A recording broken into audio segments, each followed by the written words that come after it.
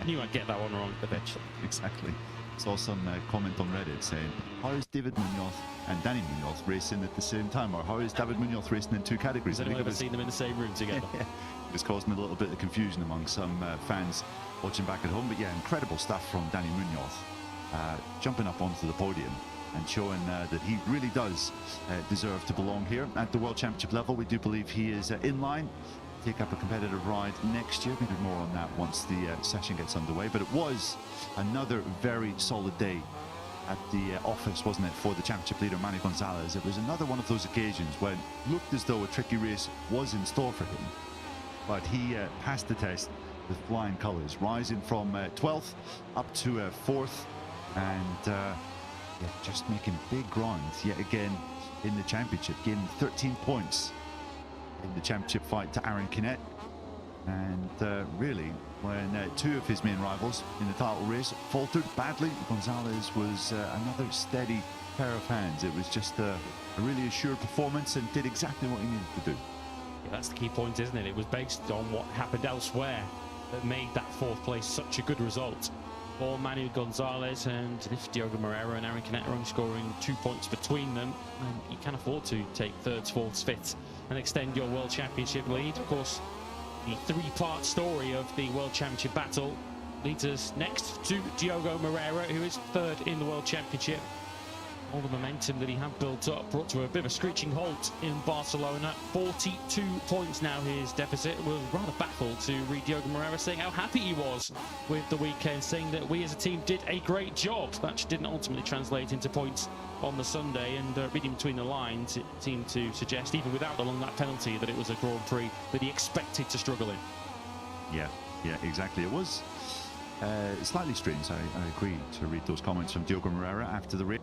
A lot of preparation for the race, so yeah, it was a disappointing one for him, down in 14th and really damaging for his championship. Now 42 points in arrears, back of Manu Gonzalez in third. And well, the race wasn't without controversy, was it, Lewis? No, Jorge Navarro, if you're not keen on particularly graphic accidents, I'd advise you potentially to avert your gaze from this. But Philipp Salac involved in a very painful looking crash. Never mind how painful it must have been to experience it. Jorge Navarro into turn one, who did say that he had been suffering from gearbox issues during the Grand Prix, but that wasn't deemed sufficient mitigating circumstance. You can see the rip in the left-hand side of Navarro's leathers there on the way into turn one. As a consequence for that, as you saw at the top of your screens, he has a long lap penalty to serve in Sunday's San Marino Grand Prix. But the best news out of all of that is on our screens here, Neil, that Philipp Salac is here and is competing. Yeah, I think Philip was happy to acknowledge that he got really lucky in that crash. In some ways, it was a disastrous Sunday and very, very unfortunate what happened to Philip. He had been taken off track at just the fourth corner of the Moto2 race, which put him right at the back of the field. He was then making a pretty spirited comeback when he had that collision with Jorge Navarro. So, disaster, great misfortune, but at the same time, Philip acknowledged that he was pretty lucky to be up and walking away after that spill. Really ugly that the bike ran over his head at one point and kind of flipped him around, but he was past fit on the Sunday after the Catalan GP, and he is again 5 days on, ready to compete this weekend. So that is good to see, and great to see that Philipp Salac, no serious injuries from that spill.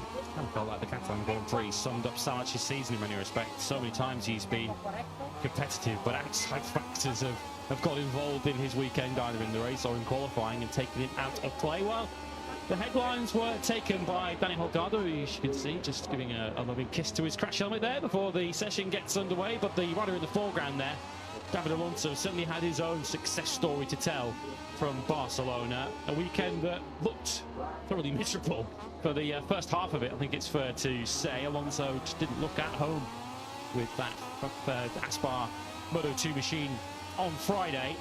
Did start to turn the corner a little bit on the Saturday, but of course the grid penalty punted him all the way back to 25th on the grid. But as I described him last weekend, Moto2's peak problem solver, well, he certainly did that again on the Sunday in Barcelona. Bit of a comeback king, isn't he, these days in Moto2? Alonso 25th on the grid in the end, up to 8th. Yeah, looking at my result sheet, doesn't really tell the full story of Alonso's comeback. 16th he qualified in, but then obviously handed a 9-race grid penalty along with 4 other riders. We'll maybe touch on that once this session gets underway. But he is becoming Moto2's Harry Houdini, isn't he? Getting himself out of all sorts of pickles and issues. Also, the way he came back was quite remarkable.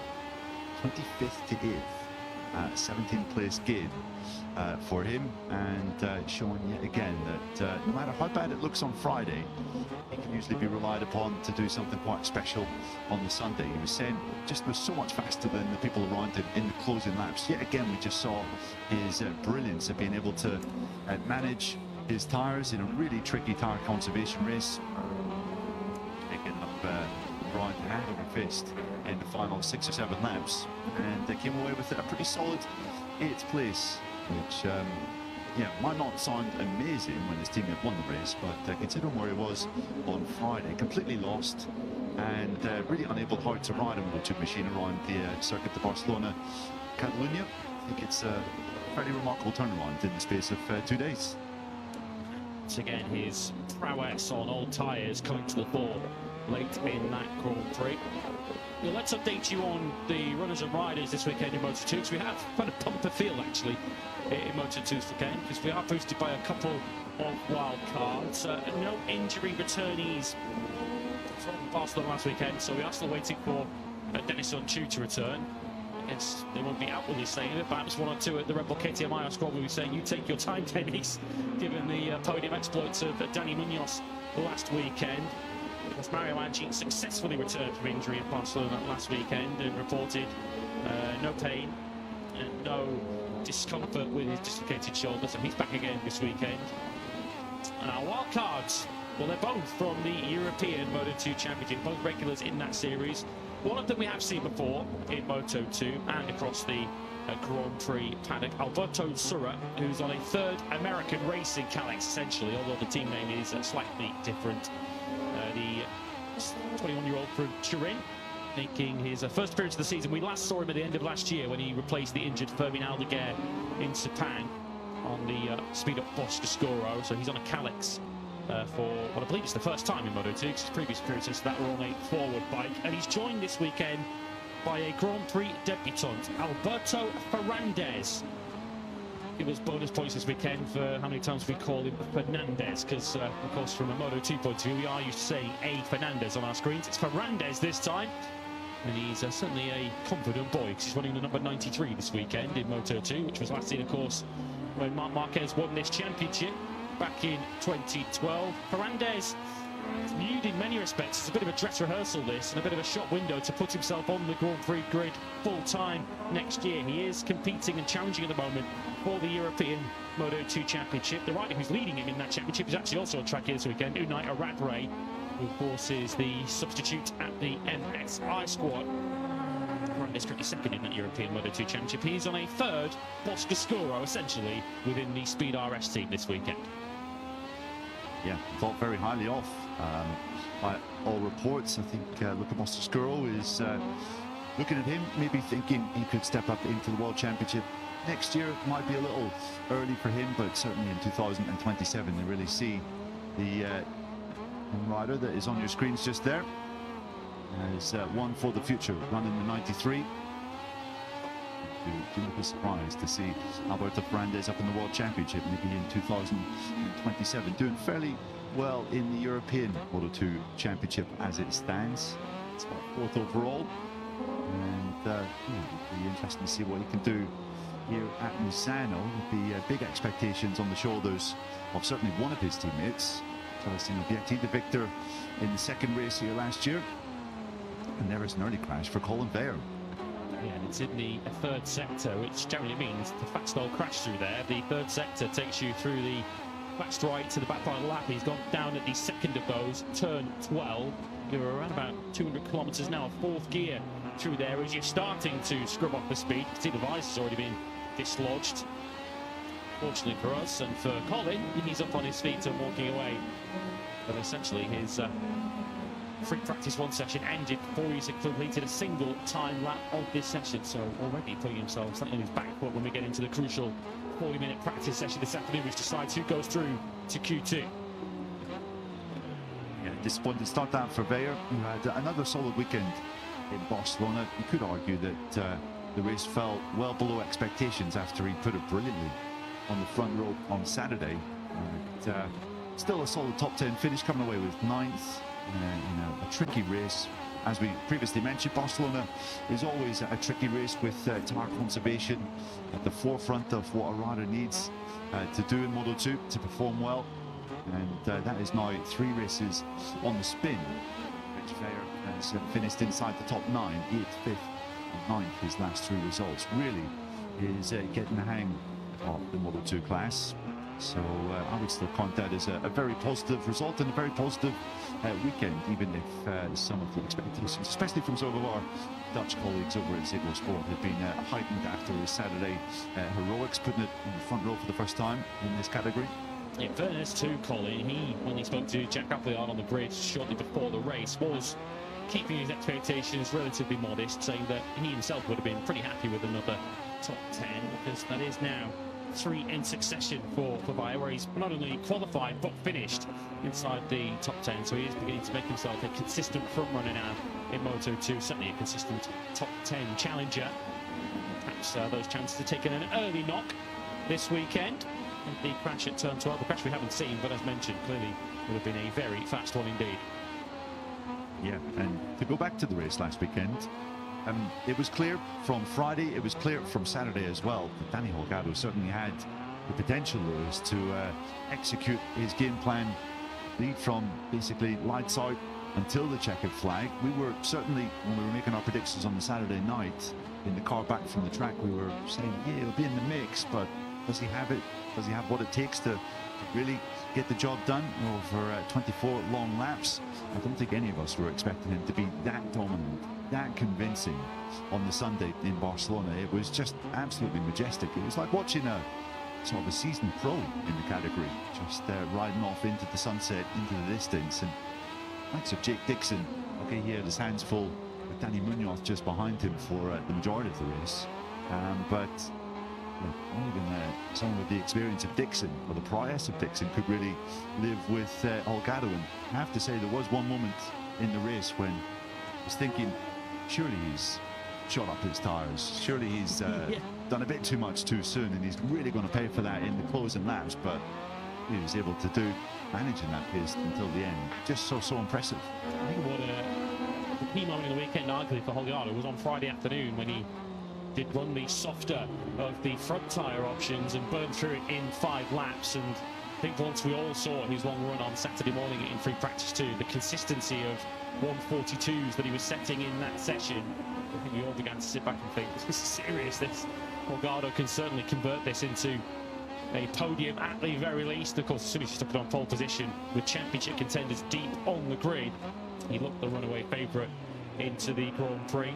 And I think what Holgado was rewarded for as well was sticking to his guns in terms of front tyre choice. There were only, in the end, 7 riders in fact, with a couple at the back of the grid who ran the SC2, the medium front tyre. The majority pick across the field was the soft front tyre in the Catalan Grand Prix, and many came to regret that choice late in the race. But Holgado, with the experience, clearly with the feeling and the confidence he had on that medium front on Saturday morning, was convinced to run it in the Grand Prix.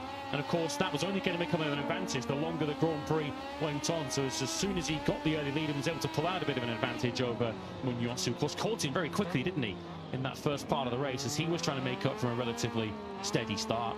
As soon as we got to half distance with Holgado in front, I don't think any of us doubted that he would be able to see it home from there.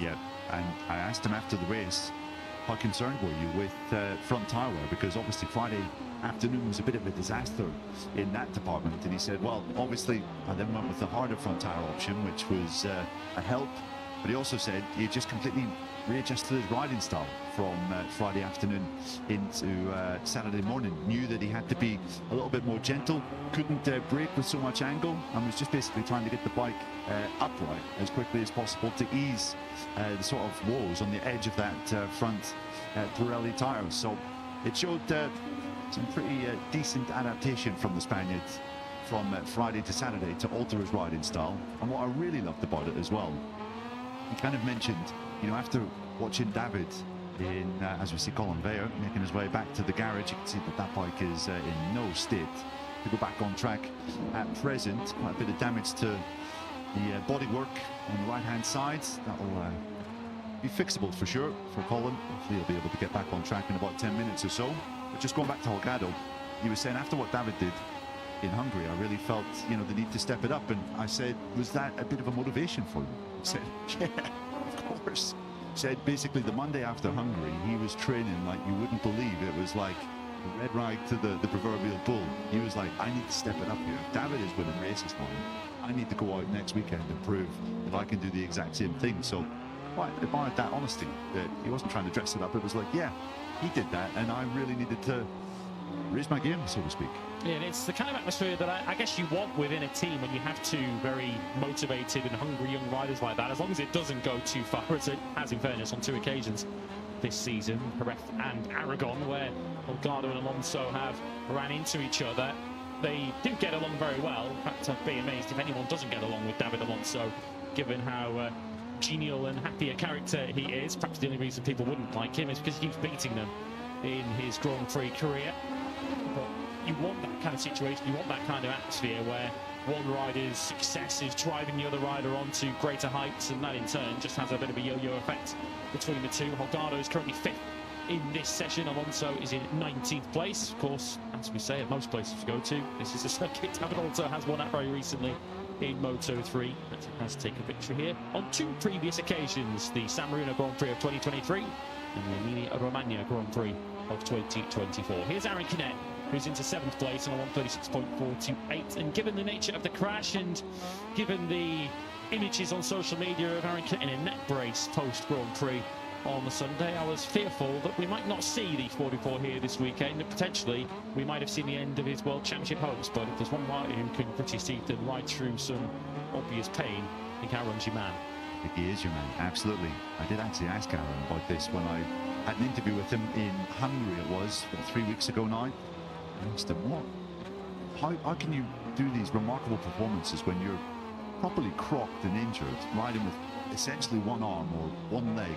You're able to pull these performances out of the bag 1 week later. And he said for him it's just all about that extra motivation. It just gives him that little bit of extra drive coming into the weekend, thinking, you know what, I'm going to prove you all wrong. You think I'm injured and I'm not at my physical best? Well, let me show you. And boy, does Aaron Canet need to produce a performance here this weekend. It has been a bit of a ropey run as of late. You could say it all started back in Brno just before the summer break. Since then, Canet has scored just 16 points from a possible 100. That really is not championship form. And the number 44 comes into this weekend in Misano. Really needed a big performance. Another bad weekend here, and he could be going into the flyaways. Marino Gonzalez almost out of sight. 11 without a win now for Aaron Canet, and if you look at the points scored in the last 5 Grand Prix, Aaron Canet would only be 11th in the World Championship. There are 10 riders who have scored more points than him so far this season. It's very interesting actually looking at the last 5 Grand Prix, and it kind of underlines how unpredictable, how competitive Moto2 has been.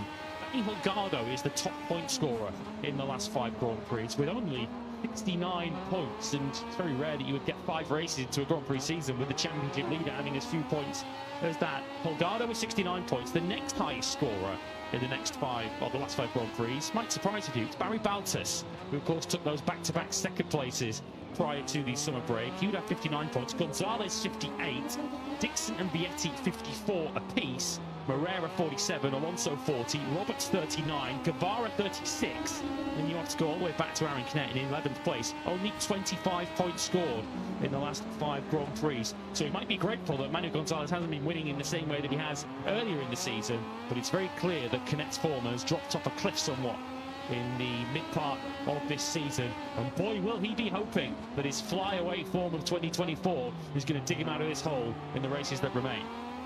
Yeah, at this point it is that memory of last year that is kind of, well, in my mind at least, keeping Canet sort of in this fight, because what we've seen in the last 2 months, there hasn't been a great deal to show and suggest that Canet is going to be able to take this fight all the way to Valencia in mid-November. But we're just thinking back to that rider that we saw in the flyaways last year and just how strong he was. Thinking, yeah, surely at some point that is going to return that figure. But yeah, interesting stats those, Lewis, that you just told us about. It does show you that Moto2 this year we don't have a kind of a 2023 situation where someone like Pedro Acosta is finishing first or second or fourth pretty much every weekend. We're having riders having a lot more ups and downs than that, and obviously with 9 different victors, 15 different podium finishers in the first 15 races, as you said at the start of the program, it does mean that it's a bit like last year in some respects. The rider that's able to kind of minimize the damage on their bad days is probably going to be the one that succeeds overall. You just have to think back to a week ago what Manny Gonzalez did. He really did minimize the damage on what could have possibly been a bad day, whereas his chief rivals, Canet and Morera, were unable to do so. With that long lap penalty, which only really cost him 1 position in the end. He dropped to 14th place, so you can't really put the long lap penalty in any way as an explanation for his poor result, as we see him now following the Catalan Grand Prix winner and potentially extending his advantage. He doesn't, but that is still faster than anyone else has been so far this morning. Morera on a 35.6 is 2/10 clear of Jake Dixon as the yellow flags return in the third sector, previously brought out in this session by Colin Vaya. We'll see very shortly who's brought them out, and it is the American Racing Wildcard by the looks of that. Is that Alberto Sorry? Yes, it is. The bright right red crash, but slightly slower crash by the looks of it than the crash that we've seen Vaya. He's made it slightly further through those right-handers before he's hit the deck. Disappointing stuff for Sura then. This is He's one further round. He's into turn 30. So haven't cried enough, and thankfully the Italian jumped back up on his feet, but so that might be being spelled out of this session. Possibly is FP1 over. Sura is 26th at the moment, 1.8 seconds back of Diogo Morera's quickest time. Haven't really been paying a great deal of attention to the time so far, but as you can see, Morera, Dixon and Gonzalez, your top 3 as it stands. Canet is down in 13th currently in the pits. It's 0.7 seconds off Morera's fastest time. So Morera clearly keen to get back on track here this weekend and coming out swinging as it stands. A home Grand Prix for his team, the Italtran squad. Here waving goodbye to Morera for next season. Still no official confirmation, but it does feel as if basically a case of preparing the social media content to announce that for Diogo Morera to be a MotoGP rider with LCR for next season, with Sokya Chandra likely to step aside. Expect news on that in the coming weeks. So Colin Vaya's motorcycle is prepared given the lack of rush around that bike. Don't expect to be seeing Colin Vaya back on track in the near future, if indeed at all, in this session, as another American Racing Calyx takes the scenic route. This time it's Marcos Ramirez, who looks like he's overshot the right-handed hairpin of Rio down at turn 4. I think there's an acknowledgement in the idle box there that is game over for Colin Vaya in this session, I should say. And look at that from Diogo Morera's first run. You track limits, Diogo, I think. Yeah, that is going to be a common theme this weekend, as it was in Barcelona for some riders, particularly in Moto3. But Morera, see the majority of his lap times being ticked off there, and there are a few real problem spots, aren't there, Lewis, on this track for exceeding track limits. Just saw one of them at the back of the picture there, didn't he? Coming out of turn 16, that little patch of green tarmac coming out of the final corner, where all you have to do is clip it and you will find yourself in trouble and losing your lap. And of course it was exceeding track limits, one time too many, that put Morera in along that penalty loop a week ago. Yeah, just before that as well, turn 15 on the exit of that left-hander, the fast left-hander, is a real problem spot as well. So the spotters up in race direction who look out over the track limits and understand who needs to have their lap times cancelled, they will have their hands full this weekend for sure. So Morera tops the session so far with 21 minutes remaining from Dixon and Gonzalez, 0.2 of a second separating the top 2. Senna Aegis has just jumped up into 5th position, although that is now 6th. It was another puzzling weekend, wasn't it, for the Australian? Another weekend in which I really felt he was going to be up there among the podium contenders, especially after what we saw from him on Friday afternoon. And his rhythm looked very, very positive indeed, but Aegis was just going backwards as the race progressed. 18th at the checkered flag, hugely disappointed.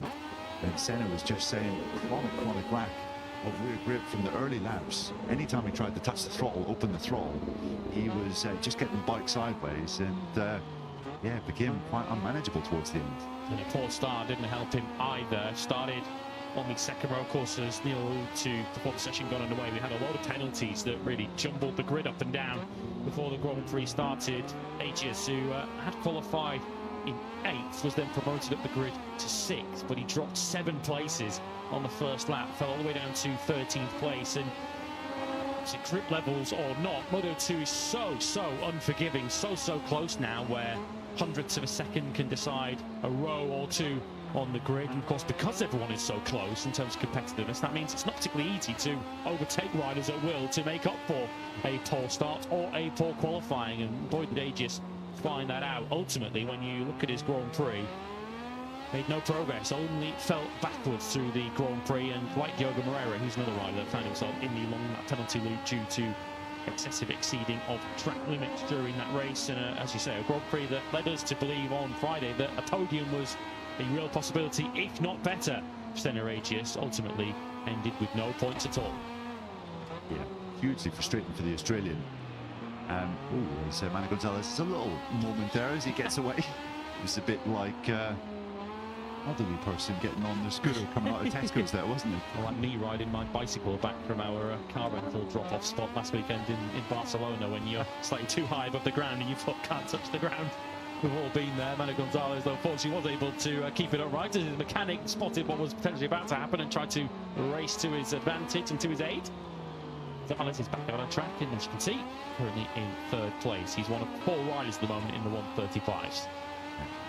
Manu was very brief, thankfully, for the championship leader, the number 18. But just going back to his teammate, there is a case to be made that the last 4 races that Senna has started in, he's been going into the race with real podium potential. I've been thinking Senna is not a dark horse for the podium, but a proper podium contender. You think back to the Saxon Ring, then it didn't work out there, where he jumped the start and obviously then had to serve a long lap penalty, or 2 long lap penalties. Still managed to finish 11th. Hungary qualified in the 2nd row. Didn't quite work out in the Sunday there. In fact, sorry, he missed Hungary. I'm talking about the next race, which was in Brno. Yeah, had podium potential there, but I think 1 or 2 maybe issues outside of Senna and the team's control led to him finishing well down the order there. And then obviously he qualified well in Austria as well in the 2nd row. Had that horrible first lap collision, which was not his fault either, and crashed out, then had to miss the race in Hungary. And then the issue in Barcelona a week ago. So there's obviously frustration there, but I think if you looked at it on the positive side, at least the potential's there.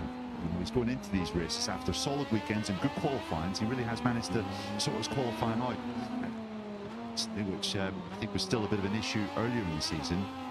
It's just things have not quite played out and worked out for him on the Sunday, but you have to imagine that they really will come good, especially when we go to the flyaways. We saw some great performances from Senna then during last season, and yeah, although the results have been really disappointing, I get the feeling that he is not a million miles away.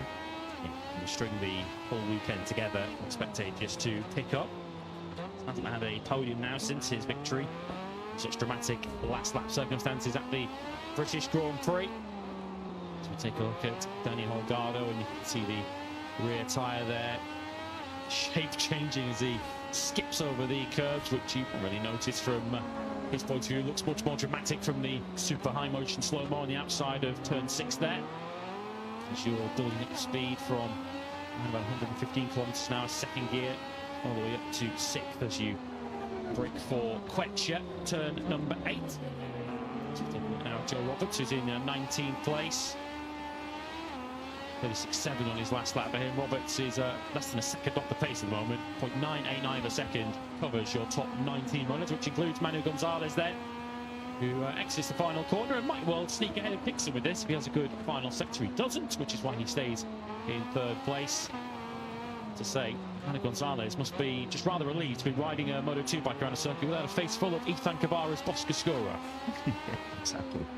Yeah, that was feature of the race. He came out on top in that particular battle, did Manu.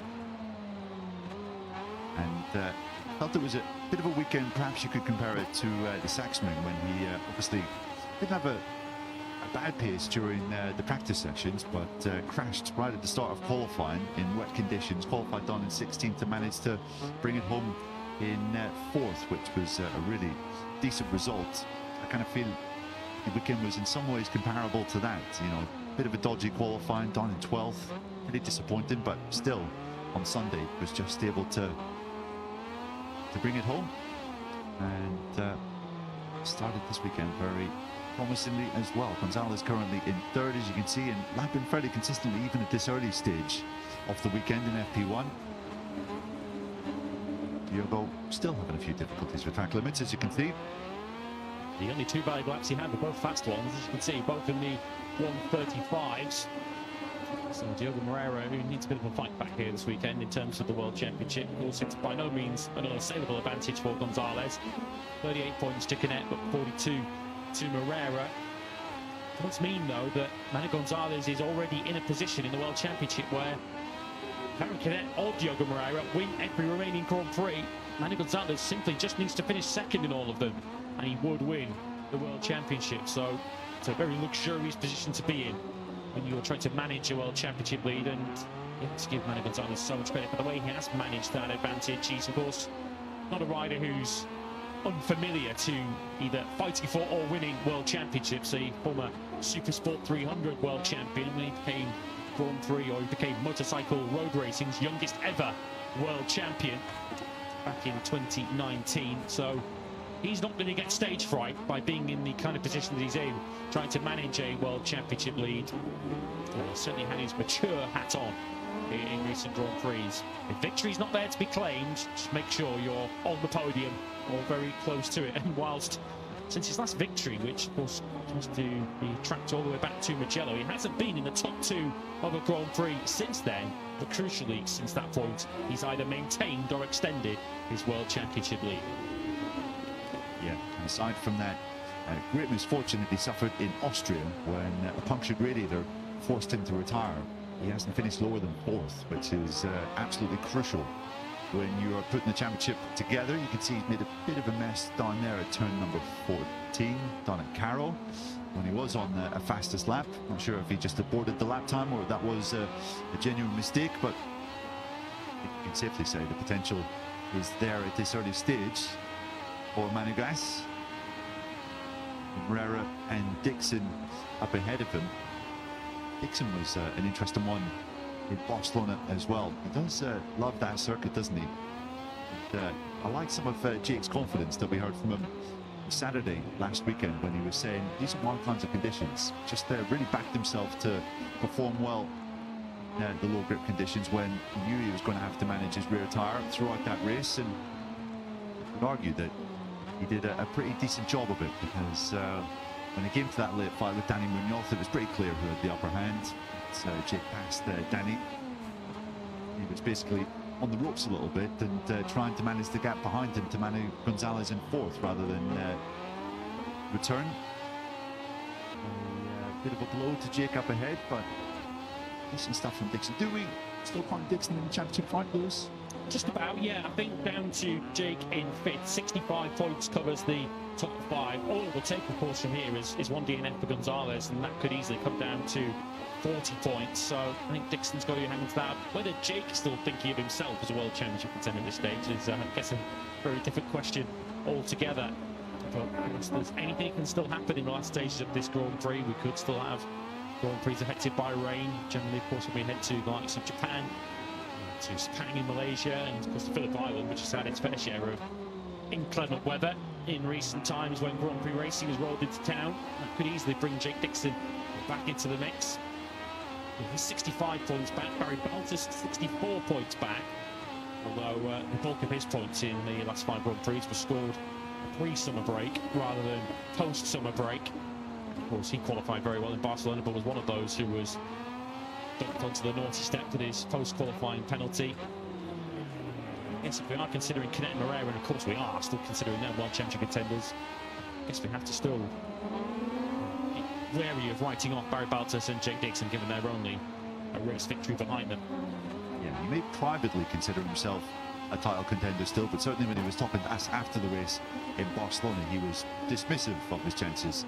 Not looking at the championship is what he said. He basically is going in to the final 7 rounds of his Moto2 career, just hoping to try and win as many races as possible. That was what he told us on Sunday anyway. Still no confirmation of Dixon's 2026 plans, but it is fairly common knowledge that he'll be racing for Honda in the World Superbike Championship next year. Didn't say as much post Barcelona. He was saying things like, you know, my final 7 GPs, I want to kind of go out on a blaze of glory and add to my Grand Prix win tally before the next chapter of my career. So it's all but confirming move that we've been discussing over the last couple of Grand Prix. It's also quite interesting on the personnel change inside the Mark VDS box, which was enacted back in Hungary. His telemetry engineer was asked to stay at home for the rest of the season, and he's had Union from Bosco come across and help with his telemetry. Jake was actually saying in Hungary, the big step came on Friday when the spotter from Mark VDS, Chaz Davies, former World Superbike race winner, multiple World Superbike race winner, World Supersport champion, who does some spotting work for the Mark VDS team. He came into the box on the Friday afternoon and said, look, it's clear that Jake has no control in heavy braking zones. You need to do something with this. And Chaz, obviously being a bit of a telemetry wizard himself, was able to pull up the telemetry and point to 1 or 2 things. The engine brake and say, look, it shouldn't be reacting in this way. You need to change this. Whatever change they enacted on that Friday in Hungary, he said from Saturday it felt like a completely different bike, and he was able to brake as he wanted to. So Jake was giving Chaz a big shout out after the race in Barcelona, and saying that, yeah, it feels that he's now able to brake aggressively, able to overtake again. That was something that had been lacking for him in the race before in Austria, which was obviously such a disaster when he qualified 20th, finished 20th, and was just a shell of a man essentially afterward. But it seems still that personnel change, as well as some input from the very experienced Chaz Davies, really did pay off. And yeah, Jake's results since then, 4th and 2nd, notably on an upward trend. So let's see if we can continue that here in Misano. To be fair, it's never been a great track for the Englishman in years gone by. And I think this will be a real test to see just whether those changes are basically going to see him fighting for the top positions again in the rest of the season. Of course, arrived here last year at a point where we were well and truly talking up Jake Dixon's World Championship hopes, having had that incredible run of form on the victories at Silverstone and Aragon prior to Misano 24, the first of our 2 visits, where he finished 5th. And it is his best result on this Misano World Circuit. Marco Simoncelli, the Boscoscuro Challenge, of which he is their leading light.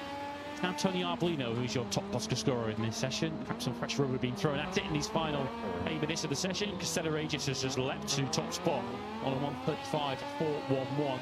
Quarter of a second now clear at Moreira. Arbolino has now got into 3rd place for the Blue Crew Pramac squad. The Boscoscuro on a 35.6. Then we have Barry Baltas 7th. He's also recently improved to go ahead of Holgado, Dixon, Gonzalez, Salach, Arenas and Ramirez. Consecutive laps now in the mid to low 35s for Senna Aegis. A 35.3 extends his lead now to nearly 3/10 over Moreira, the fastest ever Moto2 lap around this Misano circuit. We're around about 4/10 away from that. Aaron Canet last year on his way to pole position, a 1:34.935. Yeah, decent early times then from the Aussie Aegis. It looks as though his advantage is going to be slashed here by Danny Holgado. This section has been a bit indicative of the 2 Aspar teammates in their kind of adaptation to Moto2 this year. Holgado has been the more rapid one to naturally adapt, whereas Alonso has tended to take his time a little bit more. We saw that in Barcelona a week ago as Holgado does go 2nd. Marcos Ramirez jumps up into 4th. We also saw that kind of just in the first races of the season. Get top 10 results from the off, whereas Alonso needed to build into it just a little bit more. Seeing that in this session with Holgado 2nd, Alonso currently down in 21st. Aegis going faster still here. Interesting to see Arbolino up at the sharp end again. This is becoming a bit of a recurrent theme, isn't it, on Friday mornings, Lewis? Sometimes even on Friday afternoons, you think, Arbolino's had a good day. Perhaps he's back. And then come Sunday, you're wondering where he was in the race. I mean, it was another kind of anonymous performance on the Sunday in Barcelona. Obviously wasn't helped by the fact that he was one of 5 riders to be given a 9th-place grid penalty after riding way too slowly in Q1, along with Darren Binder. Baldas Arenas and Alonso were given penalties for doing the same in Q2. Yeah, from back of the grid, Tony didn't really have much of a chance. Came home in 20th and said, at no point in the track did I feel I was strong. Not particularly glowing issue, whatever you want to describe it as, of the motorcycle he was riding in Barcelona. Certainly would appear, although we've not had the official confirmation yet, that he's out of that team for next season. Tony Arbolino will be back on a Calex for next season and taking the place of this man, Aaron Canet, at the Fantic team alongside Barry Baltas. Of course, we already know that Canet heading to Mark Vidies, who jumped on a Boscoscuro for next season. But it is worth just dwelling for a moment on those penalties we had last weekend, because the riders who got 9th-place group penalties last weekend were on their second offence for excessive slow sectors. Baltas, Arbolino, Binder, Arenas and Alonso. If you were on your first offence, you were given an official warning.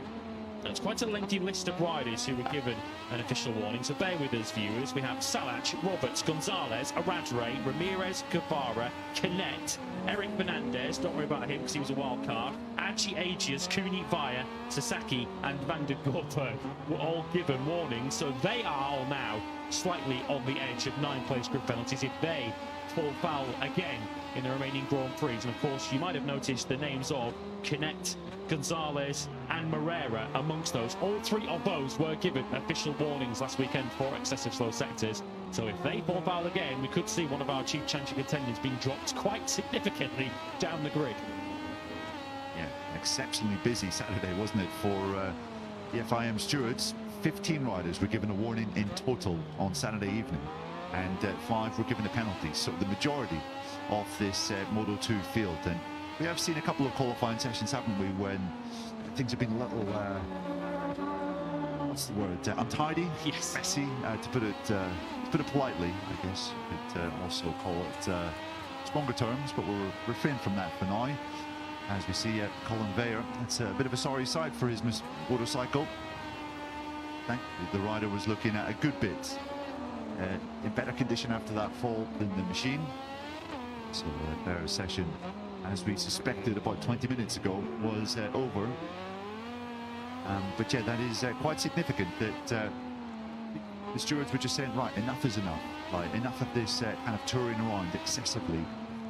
Saw a lot of slow sectors from the riders you mentioned, as well as the 5 that copped the penalties. And yeah, the stewards really telling everyone, we will not accept this going forward. Gonzalez, of course, himself is no stranger to group penalties this season. Took a group penalty back in Mugello, which of course didn't deny him victory in the end, but it did make his route to victory slightly more difficult. Taking a 3-place group penalty, and then after taking pole in Austria, he was also given a group penalty. And well, she could argue that, yeah, Manny Gonzalez was very unfortunate to have a stone through his radiator. Maybe he wouldn't have had stones through his radiator had he been leading the race, which of course he likely would have been without the grid penalty. He's now into the 134s. We're still a few hundreds shy, though, of the all-time lap record of Aaron Canet. Gonzalez now on a 134.977. Dixon into second. Moreira third on a 35, should I say, 0.2. Very little to choose, though, with now a 16-rider group, all within a second of Gonzalez pace. It's a start there for Dixon.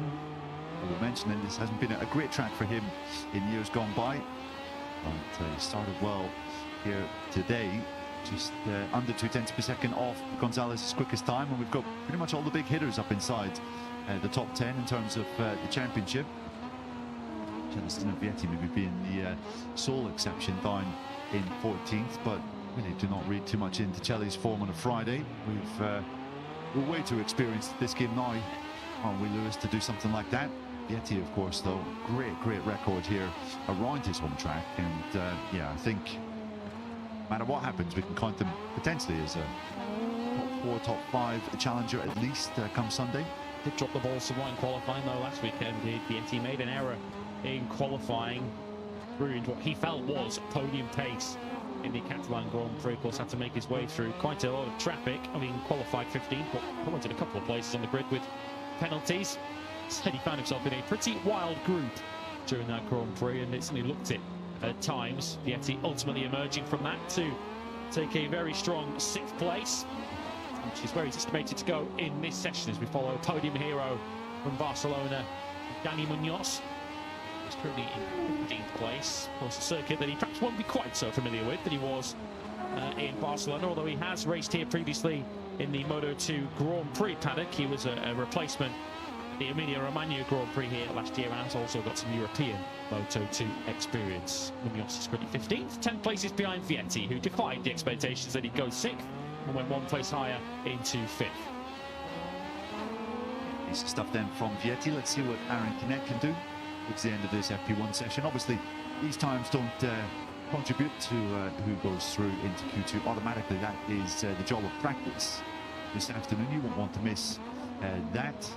Same for Moto3 and of course MotoGP. As the checker flag is shown, Canet comes across the line, and it's a 1 place gain for him, 10th up into 9th. So a steady enough start for Canet, and I guess you could say, considering the extent of his crash on Sunday in Barcelona, that he was wearing a neck brace on Sunday evening after being checked out medical centre. That's a decent return for the Spaniard, but he'll certainly be hoping that he can start gaining some speed from here, because riders that he needs to beat are 1st and 3rd in this session. So both Gonzalez and Moreira looking very strong from the upset. Gaining speed and gaining points is the order of the day for Aaron Canet here this weekend. It does look as if Manu Gonzalez is going to take his customary Friday morning P1. That's 11 times now this season in 16 Grand Prix that Manu Gonzalez has top free practice won. A reasonable advantage by Moto2 terms over Jake Dixon, as Celestino Vietti is one of our last riders to take the checkered flag. He's gone 4th, so Alex Boscoscuro inside your top 4.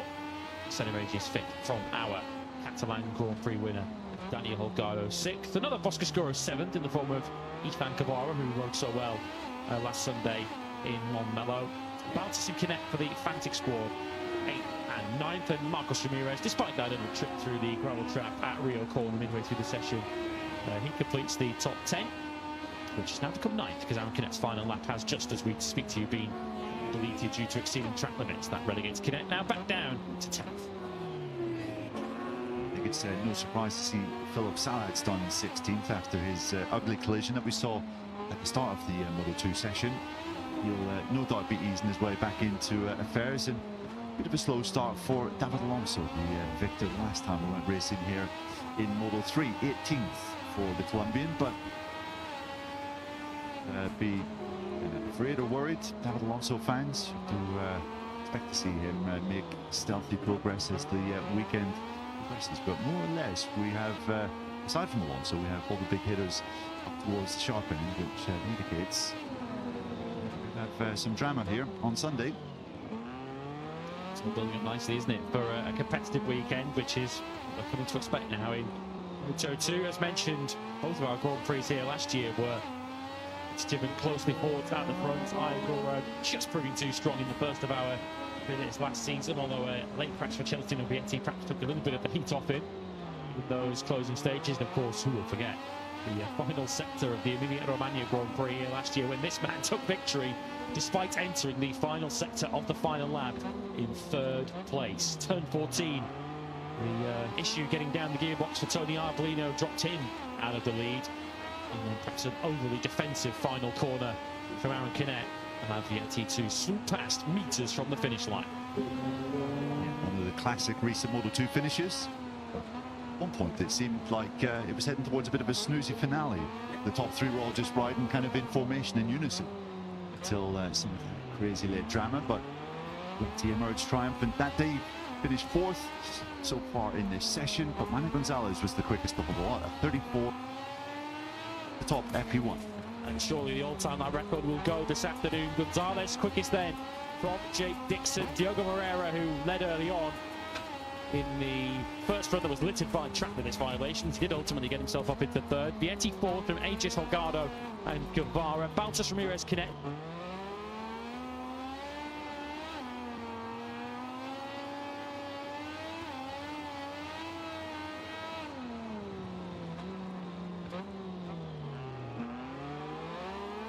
Holgado and Guevara. Baltas Ramirez Connect was your top 10. Connect had a late lap cat up 20 ahead of Sasaki, Escreech, Aradre. Ferrandez on his debut 24th and just under a second and a half off the pace. Not too shabby at all. Vindet Navarro, Ajisura and Cooney compete your 29 with course Colin Via 30th, having set no time. Gonzalez quickest then to kick off this Moto2 weekend at Misano. MotoGP Free Practice 1 is coming up next.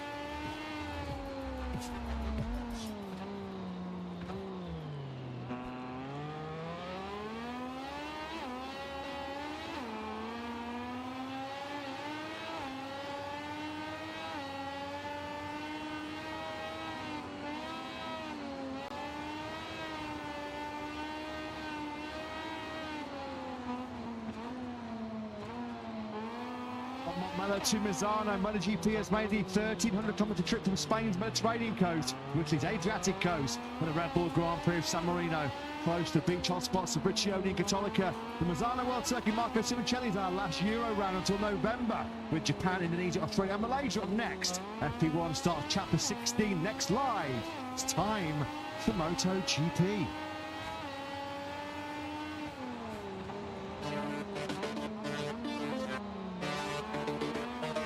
The Misano World Circuit Marco Simoncelli, close to the beach hotspots of Rimini, Riccione, Cattolica. It's 4.226 kilometres length, just over 2.6 miles. Packed into that relatively compact layout are 16 corners, 10 of them right, 6 of them left. The second shortest straight on the Grand Prix calendar. The MotoGP bikes just topping around 305 kilometres an hour. Around this layout. 32nd time we've had a Grand Prix in this part of Italy, known as the Motorsport Valley, of course. Braking hotspots, turn 1, 8, 9 and 10.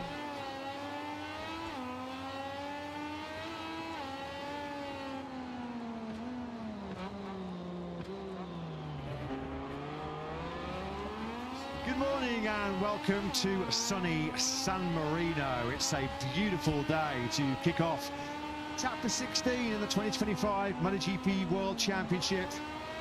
The action continues to come your way thick and fast. As we just mentioned in the build-up, this is our last European round until early November. We're about to go globe-trotting, aren't we, in MotoGP, with the Overseas Flyway Tour of Japan, Indonesia, Australia and Malaysia looming large on the horizon. And it will be in Japan, most likely, where Marc Marquez will get his first match point, and Marc Marquez will most likely wrap up that 7th MotoGP World Championship. Alex Marquez's brilliant 5 days ago, his brilliant performance 5 days ago in front of his home crowd at the Circuit de Barcelona, Catalunya, did prevent Marc from having the chance to win the World Championship here in Misano this weekend. So the title race rolls on into round 17 at least, over in Japan. But once again, Barcelona, as has been the story so much in 2025, was a battle of the Marquez brothers. This time around, for just the second time in his MotoGP career, it was Alex that prevailed after his record-breaking performance in qualifying, take pole position. What a brilliant response it was from Alex to win that Grand Prix under immense pressure from brother Marc, after he crashed out of what looked a nailed-on victory in the sprint just 6 days ago. It's going to be a momentous morning here at Misano as well for Yamaha, the start of an exciting and ultimately what the Iwata factory hopes, a successful new era, as we are about to see for the very first time a competitive debut for their much talked about new V4 powered YZR M1. That will get its debut here today in the hands of test rider Augusto Fernandez. But the Prosecco is on ice for at least another couple of weeks. It does seem like it's just a formality, isn't it, before Marc Marquez does get the job done in 2025. And he is back on top of the MotoGP World Championship as world champion. Matt Burt-Lewis still be in the commentary box. To Jack Appleyard down in what is, I'm sure, already a blazing hot pit lane. These are the mats. Mark will have a title chance of the Japanese Grand Prix if he has an advantage of 148 points or more at the end of this weekend's action here in San Marino. I think we can pretty much take it as Fred Lewis that he's going to get this wrapped up in Japan. Because his advantage at the moment is 182, so he has to lose a lot of points this weekend if he's not to have the chance to wrap it up in Japan. But he doesn't have the chance to wrap it up here, and this is why. Alex Marquez taking the victory that many of us expected him to take 24 hours earlier, of course, when he crashed out of the lead of the sprint. As Marc Marquez has have a look at the moment where he lost the lead, never to regain it. This was the corner, turn 10 in the Tissot sprint, but Alex gave away a sprint victory, a moment which he feels sharpened his focus and ensured that he wouldn't make that same mistake, as much as he was celebrating on the final lap before the race and even finished a